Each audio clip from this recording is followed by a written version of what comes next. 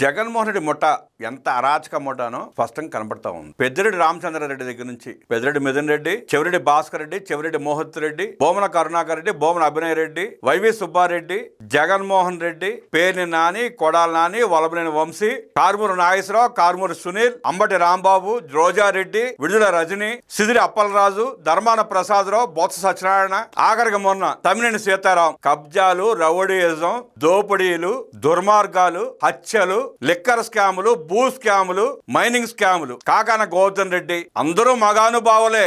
దోపిడీకి అరాచకాలకి ముందుండే ప్రథమ వ్యక్తులే. వాళ్ళకి తోడు మళ్ళీ కొత్తగా గుంటూరు ఈస్ట్ మాజీ ఎమ్మెల్యే ముస్తాఫా ఆయన కొడుకు రెడీ అయిపోయారు. వాళ్ళది మరీ దారుణమే.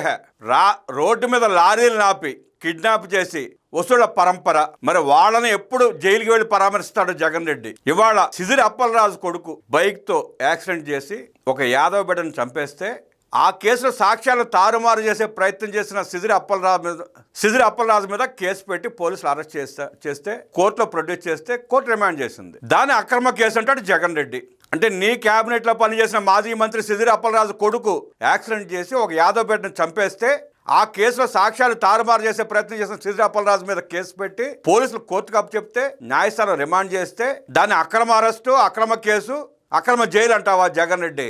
పైగా సిగ్గు శరం లేకుండా వాడు వెళ్తున్నాడు ఓదార్పు అంట. జైల్లో ఉన్న వ్యక్తిని ఓదార్చడానికి వెళ్తాడంట. మరి నీ సిదిరి అప్పలరాజు కొడుకు వల్ల చనిపోయిన ఆ కుటుంబం పరిస్థితి ఏంటి?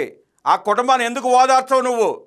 నీ జీవితం అంతా కోర్టుకొమ్ము ఎక్కడం దిగటం, జైలు చుట్టూ తిరగటం తప్ప నువ్వు సాధించింది ఏంటో నువ్వు ఆత్మావలోకం చేసుకోవాలి జగన్ రెడ్డి. జైల్లో ఉన్న సిదిరి అప్పలరాజును పలకరించకుండా నువ్వు వెళ్ళి ఆ యాదవ కుటుంబాన్ని ఓదార్చి పలకరించి వారికి ఆర్థిక సహాయం ప్రకటిస్తే నీకు ప్రజల్లో కొంచెమన్న విలువ పెరిగేది. అది చేయకుండా నువ్వు ఎప్పుడైతే సిదిరి అప్పలరాజుని పలకరించడానికి వెళ్తున్నావో జైలుకి, అప్పుడే నీ స్థాయి ఏంటో, రాజకీయాల్లో నీ స్థానం ఏంటో ప్రజలకు స్పష్టంగా అవగతమైంది. ఇప్పుడు కొత్తగా మళ్ళీ ముస్తాఫా కొడుకు రౌడీజం, కబ్జాలు, కిడ్నాపులు, నీ పార్టీ చరిత్ర, నీ క్యాబినెట్ చరిత్ర, నీ ఎమ్మెల్యేల చరిత్ర ఒక్కొక్కటి బయటపడతా ఉంటే ప్రజలు చూసే చూపుకి మనిషి అన్నవాడు మళ్ళీ రాజకీయం ఊసెత్తడు, ప్రజల మొహం కూడా చూడడం. పారిపోవాలి, రాష్ట్రం కాదు దేశం వదిలిపెట్టి పారిపోవాలి. ప్రజలు చూసే చూపుకి మీకు సిగ్గుశరం లేక ఇంక ప్రజల మధ్యలోకి తిరుగుతున్నారు. గొడ్డలి పార్టీ అధినేత జగన్ రెడ్డి తరహాలోనే వాళ్ళ నాయకుల ఆగడాలు ఒక్కొక్కటి బయటపడుతున్నాయని టీడీపీ అధికార ప్రతినిధి ఎంఎస్ బేగ్ ధ్వజమెత్తారు.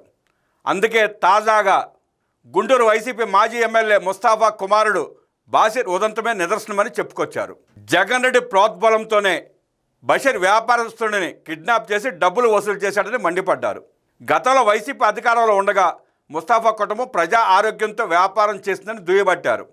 హానికరమైన సబ్బులు, గుట్కాలు తయారు చేసి లక్షల సంఖ్యలో ప్రజల ఆరోగ్యాలను దెబ్బతీశారని ధ్వజమెత్తారు. ముస్తాఫా కుమారుడిపై కిడ్నాప్, ఎస్సీ ఎస్టీ అట్రాసిటీ, బెదిరింపు కేసులు నమోదు కావడం అత్యంత తీవ్రమైన విషయం. ముస్తాఫా కుమారుడు బషీర్ వ్యాపారస్తుడిని కిడ్నాప్ చేసి బెదిరించడం వైసీపీ నీచ సంస్కృతి మరోసారి బట్టబయలైంది. నూజివీడుకు చెందిన పొగాకు వ్యాపారస్తుడిని కిడ్నాప్ చేసి నడి రోడ్డుపై బెదిరింపులకు దిగాడంటే వారి ఆగడాలు ఏ రూపంలో ఉన్నాయో అర్థం చేసుకోవచ్చు.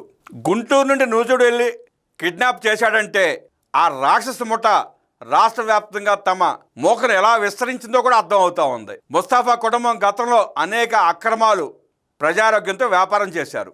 హెర్బల్ సోప్ ఫ్యాక్టరీ, పొగాకు ఫ్యాక్టరీల పేరుతో ముస్తాఫా తన కుటుంబం ఒక పెద్ద స్కామ్ చేసింది. ఒక మాఫియా సామ్రాజ్యంలో కుటుంబం మొత్తం స్కామ్ చేశారు.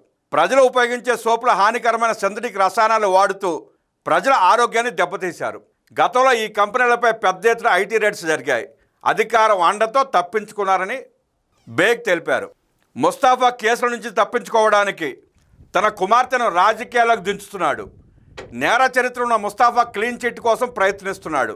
తమ కుమార్తెకు గ్రీన్ కార్డ్ ఉండటంతో కేసులు బయటపడితే సులువుగా విదేశాలు వెళ్ళిపోవచ్చనే ఆలోచనలో ఉన్నాడు. వైసీపీ పార్టీ అధినేత జగన్ రెడ్డి నీచ సంస్కృతి వాళ్ళ పార్టీ నాయకులకు వచ్చింది. ఈ కిడ్నాప్ వ్యవహారంలో మాజీ ఎమ్మెల్యే ముస్తాఫా కూడా అధికారులతో ఫోన్ మాట్లాడిన కాల్ డేటా కూడా బయటకు రావాలి. తన కుమారుడు చేసిన తప్పుకి ముస్తాఫా సమర్థించుకుంటున్నాడు. ప్రజా ఆరోగ్యంతో చెలగాటమాడిన ముస్తాఫా కుటుంబం ఇవాళ కిడ్నాప్లు, బెదిరింపులకు దిగుతోంది. దీనిపై జగన్ రెడ్డి వెంటనే స్పందించాలి. ఈ అరాచక ముఠాలపై ఏం సమాధానం చెప్పాలి? వ్యాపారస్తులకు వెంటనే క్షమాపణ చెప్పాలి. వ్యాపారస్తులు స్వేచ్ఛగా వ్యాపారం చేసుకునేలా ఇలాంటి వారి నుంచి ప్రభుత్వం రక్షణ కల్పించాలి. చట్టాలను తమ ఆధీనంలోకి తెచ్చుకునే బషీర్ లాంటి వాళ్ళను అరెస్ట్ చేసి ప్రజల రక్షణ కల్పించాలి. భవిష్యత్తులో ఇలాంటి సంఘటనలు జరగకుండా ఉండాలంటే ముస్తాఫా కుటుంబంపై చర్యలు తీసుకోవాలని ఎంఎస్ బేగ్ డిమాండ్ చేశారు.